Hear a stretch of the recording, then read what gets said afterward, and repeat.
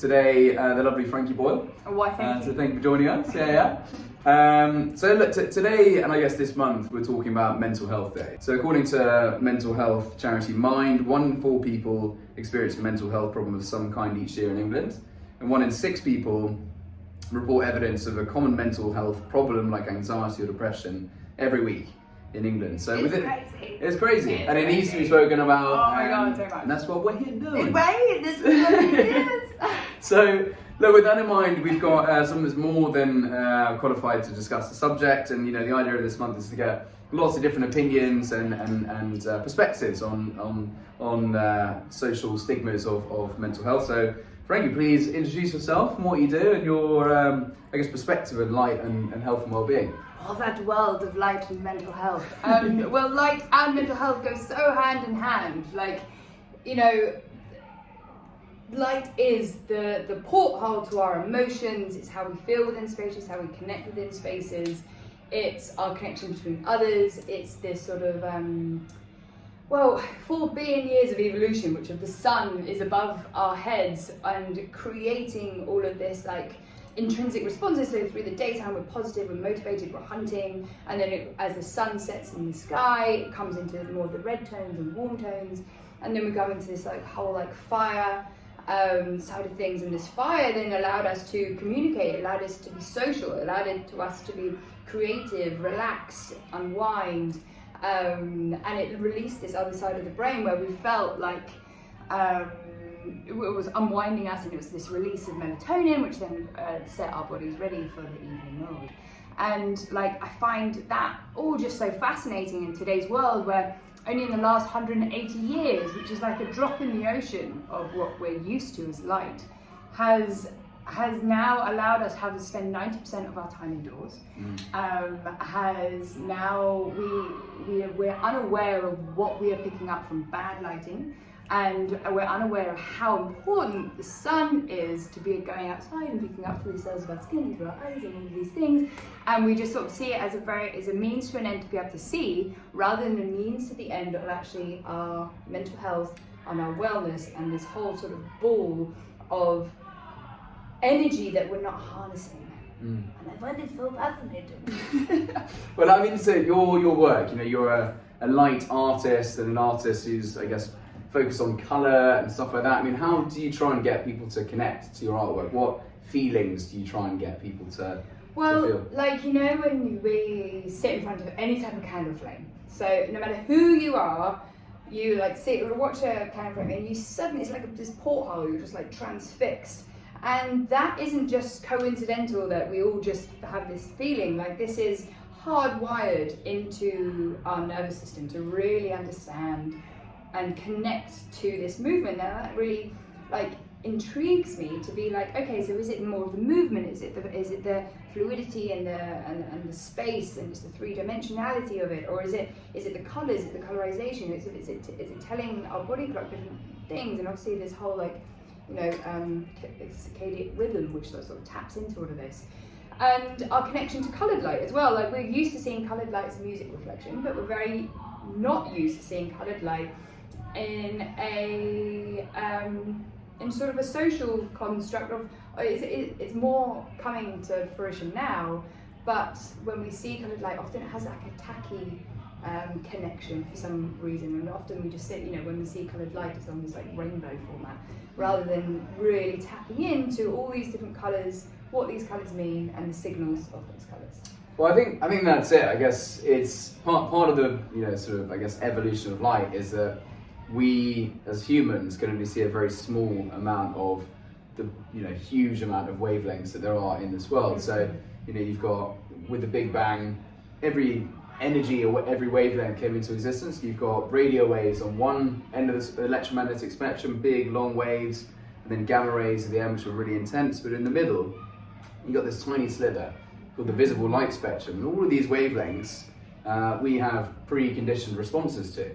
Yeah. So when a wavelength enters our eye, we have a number of different reading cells that read and decipher these.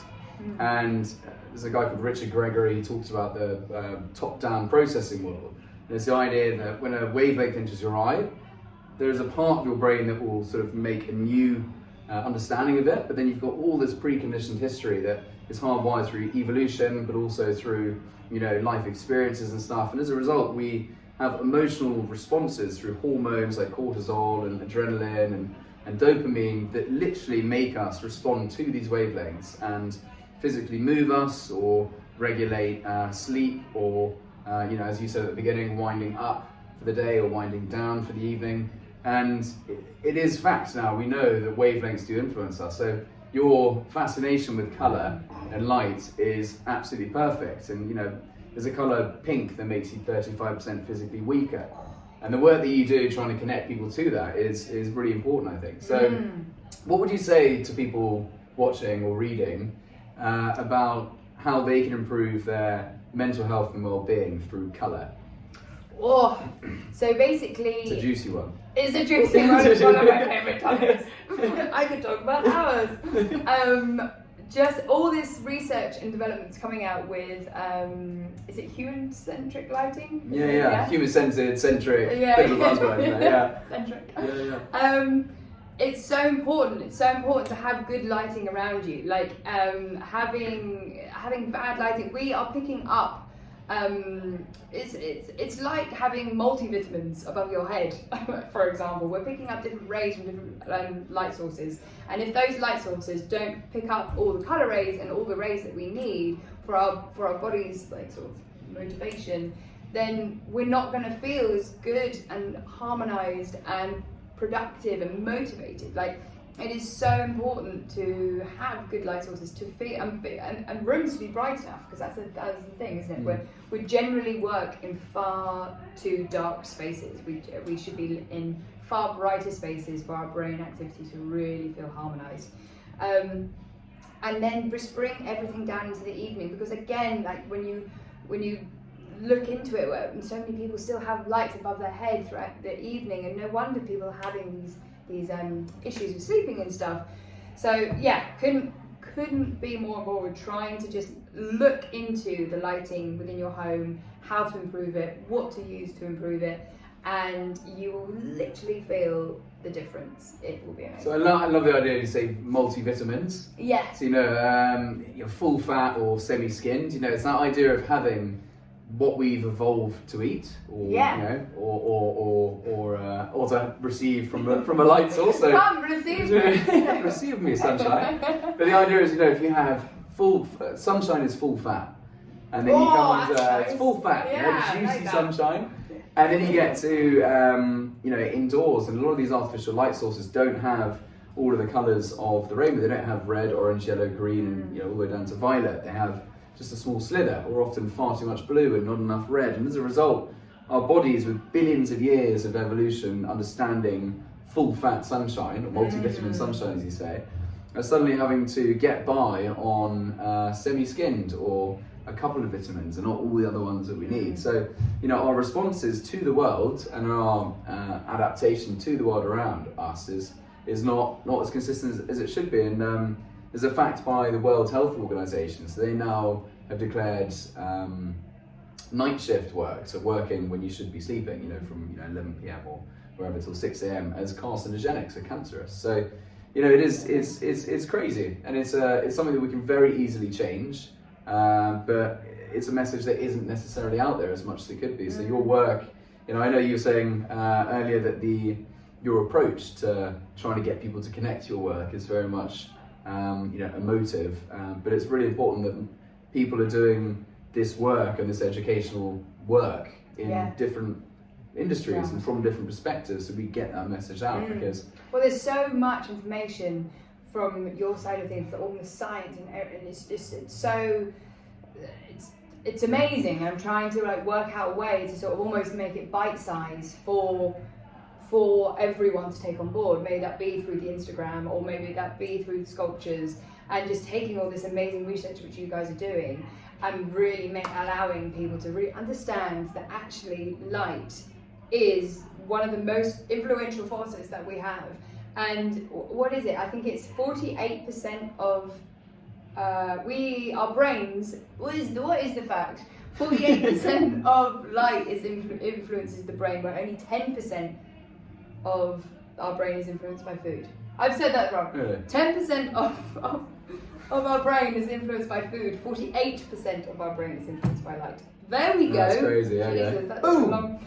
Took me a while to think about that one. But it is mad, isn't it? I mean, when you actually think about the influence the light has on the individual in terms of like hormone regulation, in terms of getting you to go to, wake up for the day and go to sleep, it is huge. And the knock-on effect of not getting that right means cancer, increased type 2 diabetes, increased blood pressure, and it is a huge thing. But I think, it's interesting because I guess we're coming at it from a scientific angle.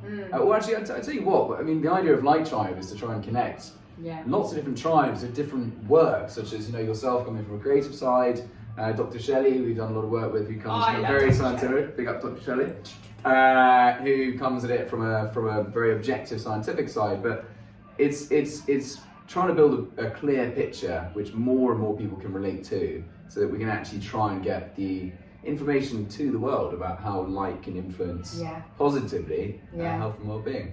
And mental health, like light doubles the rate of recovery from depression. Like that is amazing. It's crazy. Yeah. Yeah. Like when you're everyone like relies on pills and different things, but it's light that is going to make you feel so much. I think I said it in the last thing, that Florence Nightingale said that the 3 things that she used to use to heal her patients were food, water and sunshine. Wow. That full fat sunshine. Yeah, and isn't it clinically proven that actually if people have a window in their hospital, and their rates of recovery increase. So I think there's a host of different material on the Light Tribe mailers, and then on our Instagram page, and all of that, and obviously through interviews with awesome people like yourself. But there is a lot that light can do to improve health and well-being. And as World Mental Health Day approaches on the 10th of October, it's a topical time to say, come and look at our stuff. We've got some amazing experts who have sort of curated everything to do with colour, to the science behind hormone function, circadian rhythms and stuff. So hopefully it does help out. But it's a massively important issue, and also something that we should remove the stigma from, because everyone has anxiety. Oh my God, tell me about it. Everyone suffers from mental health mental health issues from time to time, and I think basically what you guys in the Light Tribe are doing is phenomenal, and whatever I can do to help this world is amazing. But the more that we can just allow people to understand sort of the harmonization between light and how our brain works, the better. On that note, Frankie Boyle, thank you. On that note.